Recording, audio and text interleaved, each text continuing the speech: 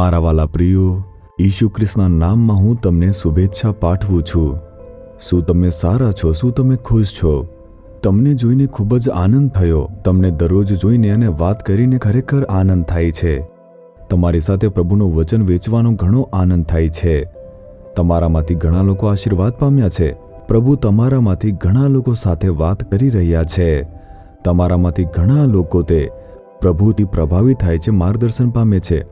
સારું, આજે પ્રભુ તમારા માટે શું વચન આપે છે, શું તમે તે જાણો છો? પહેલો થેસાલોનિકીઓ 5મો અધ્યાય તેની 15મી કલમ। સદા એકબીજાનું તથા સર્વનું કલ્યાણ કરવાને યત્ન કરો। પ્રભુ અહીં શું કહે છે? મારા બાળકો, હંમેશા તમે કલ્યાણ કરવા માટે યત્ન કરો, એટલે કે સારું કરો। જ્યારે ઈસુ દુનિયામાં હતા ત્યારે તે સારું કરતા ફરતા હતા। આપણે બાઇબલમાં જોઈએ છીએ તે જરૂરિયાતમંદોનું સારું કરતા હતા। તે જ્યાં પણ ગયા ત્યાં સારું કર્યું। અને આપણે જે પરમેશ્વરના બાળકો છીએ, એક સારું હૃદય હોવું જોઈએ જે બીજાઓનું કલ્યાણ કરવા માંગે છે। આપણે સ્વાર્થી ન રહેવું જોઈએ। તે મારા માટે છે, મારા પરિવાર માટે છે, મારું છે, આમ ન વિચારવું જોઈએ। તેના બદલે હું બીજાઓ માટે કેવી રીતે ભલું કરું તે વિચારવું જોઈએ। તમારે પણ આ રીતે ભલું કરવું જોઈએ, કલ્યાણ કરતા રહેવું જોઈએ। આમ પ્રભુ કહે છે। કોઇમ્બતુરની અંદર રણજીત નામનો એક ભાઈ છે। તે પહેલાથી જ શરૂઆતથી જ એક મહાન બિઝનેસમેન બની ગયો છે। તેની પાસે એક કાર છે। તેણે એકવાર ડિક્કી ખોલીને મને બતાવી હતી।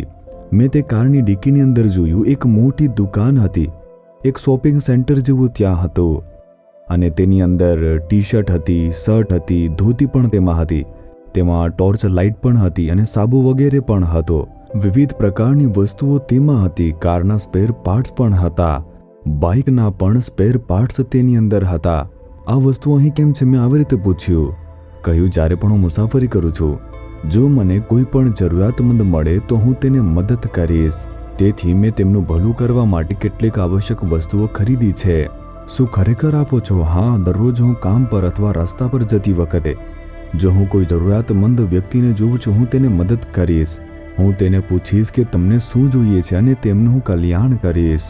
જો હું રસ્તામાં કોઈક બાઇક ફસાયેલી જોઉં છું તો હું કેવળ વિચારીને ત્યાંથી પસાર થઈશ નહીં, તેમની કાળજી લઈશ અને તે તેમને પૂછીને જે પણ વસ્તુઓ હશે તે આપીને મદદ કરશે। જો રસ્તા પર કોઈ કાર ફસાયેલી હશે તો નીચે ઉતરીને સમસ્યા વિશે પૂછશે, તેમને શું જોઈએ છે તે પૂછીને તે મુજબ મદદ કરશે।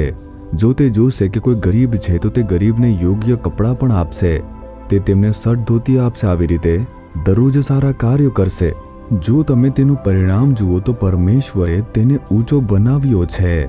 તે એક મોટો બિઝનેસમેન બન્યો જે બધા માટે એક જાણીતો થઈ ગયો છે। ત્યાંના સરકારી અધિકારીઓએ તેને બોલાવ્યું અને તેનું સન્માન પણ કર્યું। ત્યાંના કલેક્ટર અને પોલીસ અધિકારીઓએ પણ તેનું ખૂબ જ સન્માન કર્યું હતું।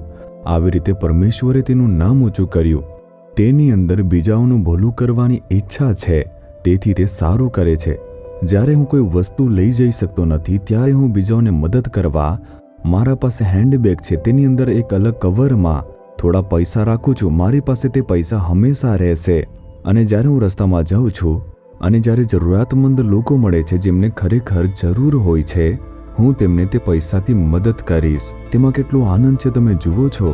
તમારે ભલું કરવાનો પ્રયાસ કરવો જોઈએ, તેની ઈચ્છા રાખવી જોઈએ। પ્રભુ, આજે મને કોઈનું ભલું કરવા દો, મને જરૂરિયાતમંદ લોકો તમે બતાવો પ્રભુ, હું તેમનું ભલું કરીશ। જો તમે આ રીતે પ્રાર્થના કરીને નીકળો, પ્રભુ તમને કોઈ જરૂરિયાતમંદ વ્યક્તિ બતાવશે। જ્યારે તમે પછી તેમનું ભલું કરો છો ત્યારે તમારા હૃદયની અંદર એક આનંદ આવશે, એક ખુશી આવશે, મોટો એક આનંદ। એટલે કહેવાય છે જે સારું છે તેનો પીછો કરો। જ્યારે તમે ભલું કરો છો ત્યારે પ્રભુ તમારું ભલું કરશે। શું માણસ જે વાવે છે તે લણશે નહીં? જો આપણને બીજાઓને મદદ કરવાની ટેવ હોય, મેં પરમેશ્વરને મારા જીવનના મુશ્કેલીના સમયમાં મને પણ મદદ કરતા જોયા છે। તે મને સહાય કરે છે। તેથી ભલું કરો અને તે તમારા માટે બદલામાં કરવામાં આવશે। દરરોજ ઓછામાં ઓછા એક વ્યક્તિનું ભલું કરો। દરરોજ ઓછામાં ઓછા એક નાની મદદ કરો। તમે 5 રૂપિયા પણ ખર્ચી શકો છો। તેમને કોફી આપો, ચા આપો અથવા બન ખરીદીને આપો અને આવી રીતે તમે સારા કાર્યો કરી શકો છો। કોઈને દિલાસો આપો અથવા તેમને મદદ કરી શકો છો।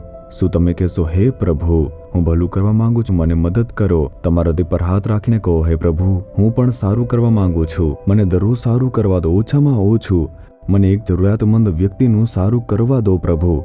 મને તે માટે કૃપા આપો, મદદ કરો. ઈશુના નામમાં આમેન, આમેન. જીસસ રીડીમ્સ ગુજરાતી યુટ્યુબ ચેનલને સબસ્ક્રાઇબ કરો.